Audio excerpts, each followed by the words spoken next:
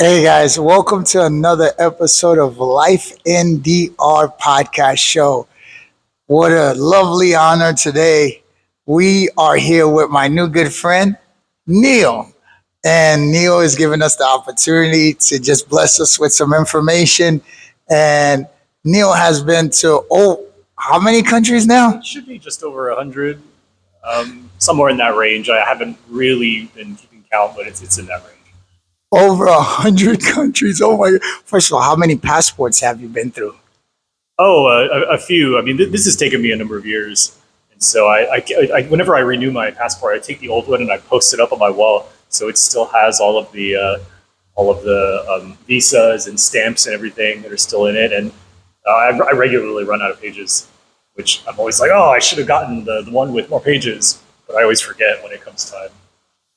That is incredible, man. First of all, my first question, Neil, is first of all, I want to say thank you for allowing us to just get these couple questions in. Secondly, what what motivated just to say like let's do this? So actually, this appeared in a time in my life when things were not going particularly great. Where so I went to graduate school. I finished graduate school. I got my first job out of graduate school, and by that time, I'd already been in school, continuously for like 26 years or something, like just a huge, long time. So I was burnt out, and so things weren't going very well in my new job. And I made it, a few years in, and then it was just like, what, this job is ending. Not leaving on particularly good terms. So after that finished, I was like, you know what? I don't want to go back to work right away. I just need some time for myself, just to gather myself, just thinking about why I'm doing this, right? And so I left, and I traveled for about a year on my own. So I went to all kinds of different places and just kind of reset myself to kind of get ready for kind of resuming my life whenever I got back. That is cool. So a bunch of countries. First of all, congratulations on not being a prisoner of that moment of just like I'll accept whatever, and we all do that all the time. But a lot of countries. What is one of those countries that sticks out to you forever? We talked about it earlier. You like you could go somewhere twice and it's different, but what is one of those countries that like sticks out to you, culture or an experience? So I mean, I have a couple. I would say ones that stick out really for me is Guatemala. So Guatemala is an amazing place. South Africa is also really amazing. So for different reasons, and um, both of these places have really great food and culture, and the country itself is beautiful. And um, like I spent a significant amount of time in those countries, and so I feel connected to them a little bit more deeply than a lot of other places I kind of traveled through. Nice. Guatemalans are one of the kindest people there is actually, and we get a lot of them here in Blender Cycle, and they're welcome. They're very nurturing, caring. So I can agree with you. I've yet been there, but I have enough experiences with Guatemalans that is cool. So what about the food? Well, like what is your top five favorite food out of all these countries? Okay. Well, so everywhere I go, there's always something good, right? And so if we go back to the Guatemalan example, Guatemala has many different kinds of things that kind of look like tamales. They're Uh huh. something that's wrapped in a leaf or something else. There's like five different kinds. It takes a whole afternoon to make them. And I was living with a family there that where the mother was very very good at cooking, and so she would make this kind of stuff for us, even though kind of holiday foods, even though it wasn't a holiday. And it was all just so amazing. I ate so well every day. Um, yeah, but everywhere around the world, Asia has such wonderful food as well, and so you can eat your way through Thailand, and Italy is amazing too. Just these are places that I had trouble leaving because I wasn't even doing anything other than eating. I was just it's like, where am I going to eat right now? Where am I going to eat for dinner? Where am I going to eat for breakfast? And so it was just eating my way around these countries. It was really amazing. Nice. So your taste buds gotta be Yeah, top tier with all because you're not even getting at restaurants all the time. You're getting home cooked meals. yeah, yeah. You're going to like that is pretty awesome. It's fresh fruit, fresh everything. So that is cool. Now, for someone that's probably watching this, right? They're like, man, all these countries, such and such is. how are you able to do that? Like, yeah, obviously you passport, whatever, but how are you able to just navigate through that and also give someone a tip that's probably watching this that wants to know how to navigate through all these countries and all these different experiences? Oh yeah. Well, so there's a couple of different. So the first half, like first half of the countries I went to, I did it actually without internet service. So this was before I had worldwide data, and worldwide data makes a huge difference because before I had to hop from from Wi-Fi to Wi-Fi in order to figure out where I was going. But I think a lot of it too is just learn how the subways work. That's the best way to get around is the subway, right? Just try and and get intelligence from other travelers because they're the ones who know best. They're the ones who have done it before, and so just make an effort to go talk to people who are also traveling and just see what kind of tips they can give you, and especially what to do in the area, how to get around.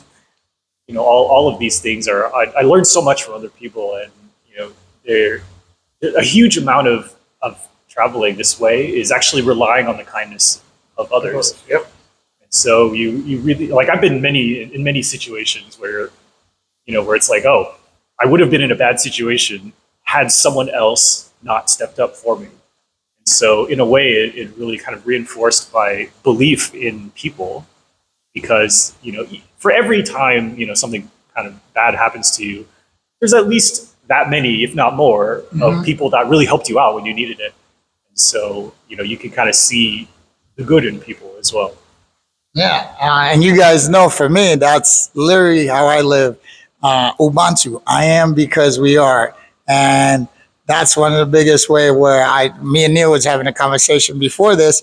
I was telling him how someone always came to in my life to help me one way or another. So for me, how I have the opportunity now to serve others is that, and for traveling, I think it's the same way because I am on couch surfing. I do other things, and when people call me or ask me what to do and where to go, I'm honored to be like, oh, do this, because it's very important because that person has trust to ask you. Because if it wasn't, you would just ask any randoms, and they're asking you. So, Neil, a lot of countries, what would you say? Don't hate me, guy. What would you say your least favorite country or an experience would be? Well, I mean, for me personally, what kind of bothers me, just from a more practical standpoint, are very aggressive sales tactics. So, sometimes I'm just on the street. I want to enjoy my meal. I want to enjoy walking down the street. I want to, look at the sights and, hear the sounds and all that. And then when people are approaching me constantly to say like, hey, what can I get you? What do you need? What can I sell you? Come into my shop. Do this, do that. It's too much attention. I just want to exist in this place without feeling like I am, that I need to interact with these people where it interrupts my flow a little bit, if you know what I'm saying. And so it's not particular to any one place, but that's the kind of thing I try and avoid because I like having more authentic connections with people, and this meeting somebody that way is purely transactional. They're there to try and get something out of you, and so that's not really how I want to interact with people. So yeah, and in some places I get it. They need this kind of thing in order to survive. Like I get it. But just from my own standpoint, it's very overwhelming to have all these people just approaching you with all of their, hey this, hey that, buy this, buy that. No, I understand. That's how you're in Dominican Republic, and that's how those countries run. Yeah. At any point, people are trying to sell you, and it can be overwhelming. Because sometimes I may try to help someone, actually help them, because here in front of our place, there's always people lost, and I go, "Hey, what are you looking for?" No, thank you. It's like I didn't even try to sell you anything. Yeah, it's automatic. It's just automatically like I gotta block you off, but I'm actually here to help you. So I'm always like, all right, good luck. And then sometimes I still help them because I already know what they're looking for. And then one out of the person will be like, thank you, or the other one would just like embarrass. So it's 1,000%. Now, question: that was what you don't like. But what are some of the countries that you say, if you're traveling, this is a must go country because such? Yeah, I mean, it goes back to why why I loved Guatemala so much. But let's pick a different country because I've already been talking about how great that is. Um, let's say Colombia is also another kind of nearby place where they've opened up a lot recently. Kind of in 10 years, last I would say 5-10 years, their tourism has really gone up. It's because people are so friendly. People are so you can feel their culture very strongly when you're there. You're listening to Colombian music. You go to the club and they're dancing, Colombian dancing, and you eat their food and it's all Colombian food. And so you really go there and you can feel immersed in their culture. Yeah, Colombia. And that I really like a lot. I mean, it's also, it has also many different kinds of locations you can go to. There's more kind of Amazon jungle type stuff, and then there's beach type stuff, and there's colonial architecture, and there's history. There's what do you call it? There's street art, which is really amazing. Yeah. In Bogota. Was that Bogota and also Como 13? Is that the area that's got very artsy in Colombia? Yeah, I can't remember it, but yeah. And then there's Medellin, which has a lot of history there too, and so there's a lot to really like about that country. Okay, this is incredible. Now I won't hold you up too much, but I do have to ask because I know you got a thing. We know how it started. We know everything else, but has there been a point where you're like, I'm ready to go home, or are you just always like, nope, let's keep this going because this is there basically what I want to ask, is there an ultimate goal of like how many countries or a certain thing that you're trying to accomplish, or is it just going to be one day like, all right, like Forrest Gump did, is like, I'm going home now? Yeah, maybe. I don't have any target in mind, right? And at least now that I'm kind of getting up there in the number of countries, it's like I'm starting to slow down a little bit, and I'm trying to experience things a little bit differently rather than just checking off the boxes.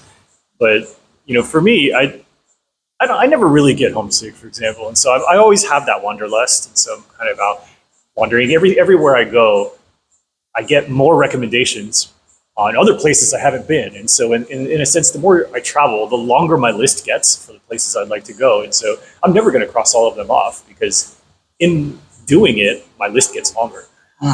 And so it's really more about like, oh man, a year has passed. I shouldn't stay out of the workforce for that long. I need to resume my career a little bit.